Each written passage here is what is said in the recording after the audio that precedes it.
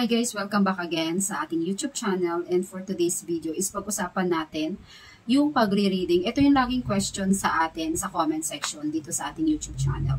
Mapametro man yan ng tubig or mapametro yan ng Meralco or ng kuryente. Ang tanong nila lagi is, kasama daw ba yung red digit pag nagre-reading? Ito po ay sa tubig guys ha. Kasi 'di ba sa metro ng ating mga tubig or sa ating submeter, may makikita po tayo doon na dalawang digit, yung red at saka yung black. So, pag magre-reading po talaga tayo, kailangan yung black digit lang po ang binabasa natin sa reading natin. Yung red digit is hindi po siya kasama. So, kahit itanong nyo po yan sa mga nagre-reading po ng ating tubig, hindi po nila sinasama yung red digit sa pagre-reading ng ating mga bill every month.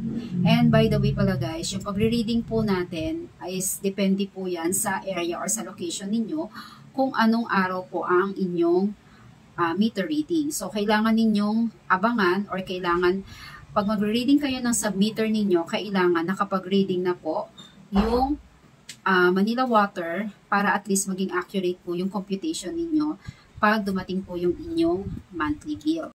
And additional din pala guys, so every time na magre-reading po kayo, dapat meron po kayong basis na previous reading. Kailangan po talaga makuha ninyo yung inyong mga previous reading kasi yun po ay ililes po ninyo sa present reading po natin.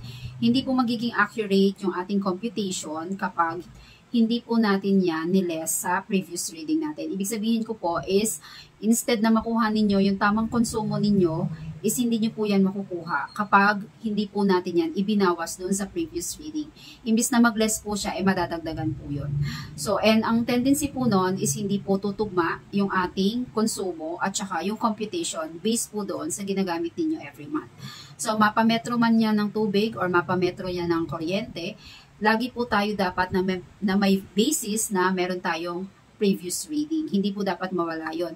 Kaya dapat po kapag tayo ay nagre-reading, dapat nililista po natin yan or meron tayong laging kopya.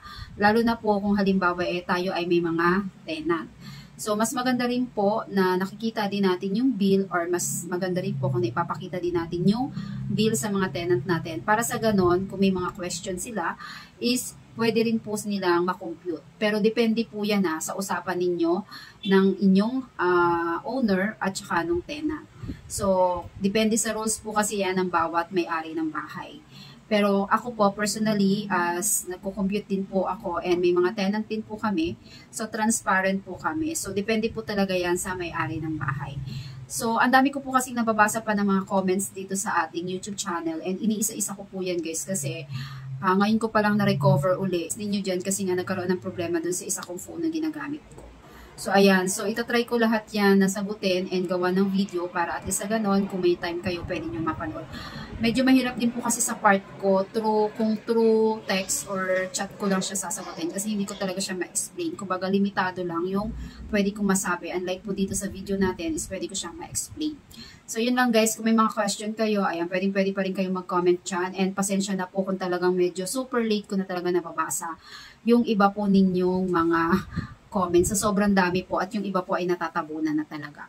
Yung medyo crucial po na kailangan talaga ng computation, ayan, gagawin ko siya ng video and then i-upload ko para at least mas maipakita ko po yung knowledge ko about doon. Pero kung meron naman po akong mali or sa tingin nyo po is mali yung computation ko, pwede nyo po akong i-correct yan sa ating comment section. So yun lang guys, sana makatulong.